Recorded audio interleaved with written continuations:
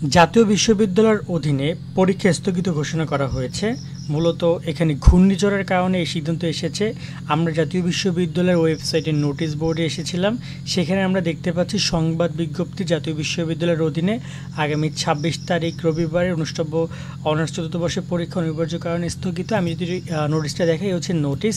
So ২৬ তারিখে যত ডিপার্টমেন্টের পরীক্ষা রয়েছে রবিবার সকল পরীক্ষা স্থগিত ঘোষণা করা হয়েছে এবং পরীক্ষার নতুন যে তারিখ, অর্থাৎ এই যে পরীক্ষাটা স্থগিত হয়েছে সেটার তারিখ পরবর্তী একটা বিজ্ঞপ্তির মাধ্যমে জানানো হবে।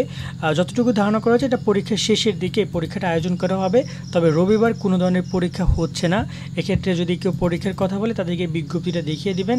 এটা মূলত জাতীয় বিশ্ববিদ্যালয় ২৫ তারিখ রাতের দিকে এটা অ্যাপ্রুভাল দিয়েছে তারা, এবং সিদ্ধান্ত নিয়েছে জাতীয় বিশ্ববিদ্যালয়ের অধীনে কোনো পরীক্ষা হবে না অন্তপক্ষে ২৬ তারিখে। যদি ঘূর্ণিঝড় বাড়ে সেক্ষেত্রে পরবর্তী হয়তো পরীক্ষাগুলো স্থগিত হতে পারে, তবে সেটা এখনই বলা যাচ্ছে না।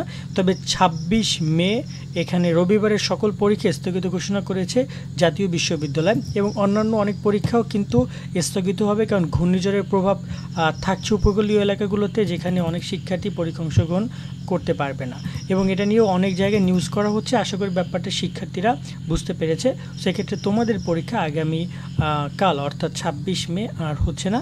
এটা পরীক্ষার পরবর্তী নতুন সময়সূচি খুব তাড়াতাড়ি জাতীয় বিশ্ববিদ্যালয় বিজ্ঞপ্তির মাধ্যমে জানিয়ে দিবে। হয়তোবা পরীক্ষা শেষের দিকে তোমাদের এই পরীক্ষাটা স্থগিত যে পরীক্ষাটা হয়েছে সেটা নিবে তারা।